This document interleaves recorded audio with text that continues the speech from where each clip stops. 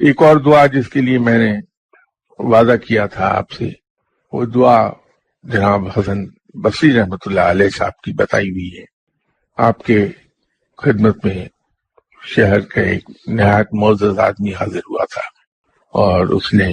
Confidence میں جناب حضرت بصری رحمۃ اللہ علیہ صاحب کی خدمت میں عرض کیا کہ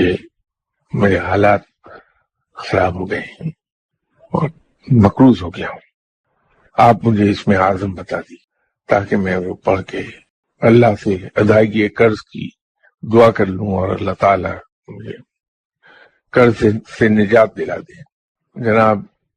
حسن بصری صاحب، آپ کی کنیت ابو سعید تھی، آپ نے اسے کہا کہ یہ دعا پڑھ لو اور انشاءاللہ تعالی اس کے صدقے قرض دور ہو جائے گا۔ تو در حقیقت اس میں عزم چھپا ہے۔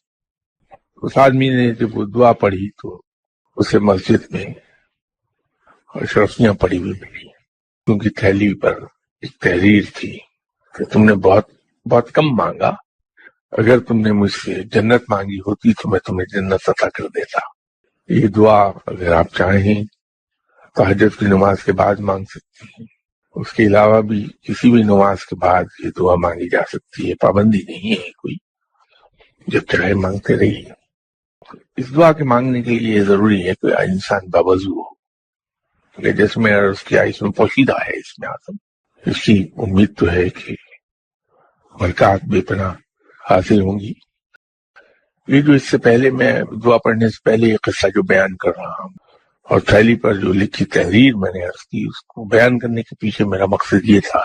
کہ ایک چیز تو ہم پر یہ واضح ہو جائے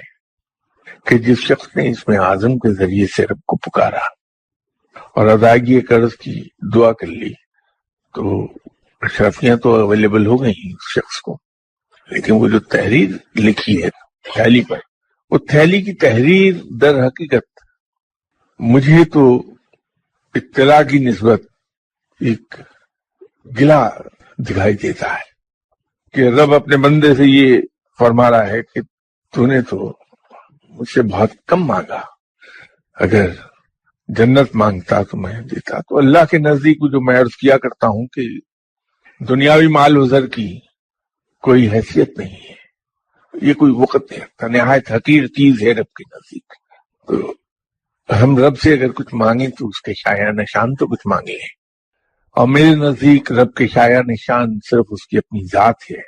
باقی سب ہیچ ہیں چیزیں۔ تو میں بار بار کہتا رہتا ہوں، اور ہو سکتا ہے کہ یہاں آنے والے اکثر حضرات اس بات سے جذبت بھی ہوتے ہوں کہ میں ایک عجیب و غریب قسم کے منطق ان کے سامنے رکھتا ہوں، لیکن حقیقت یہ ہے کہ یہ دنیاوی مال و زر، آرام و آسائش، یہ رب کے نزدیک بہت ہی حقیر ہے۔ تو یہ تھیلی پر لکھا ہوا جملہ بھی اسی کی طرف اشارہ کرتا ہے۔ وہ دعا اس طرح سے ہے کہ اللہم صلی علی سیدنا و مولانا محمد وعلی آل سیدنا و مولانا محمد وبارک وسلم۔ یا اللہ، یا اللہ، یا اللہ، انت اللہ، انت اللہ ولا اللہ، انت اللہ لا الہ الا انت اللہ واللہ اللہ واللہ ان لا الہ الا اللہ۔ اقضی عن الدین ارزقنی بعد الدین، صلی اللہ تعالی علی خیر خلقہ محمد وآلہ وصحبہ اجمعین برحمتک یا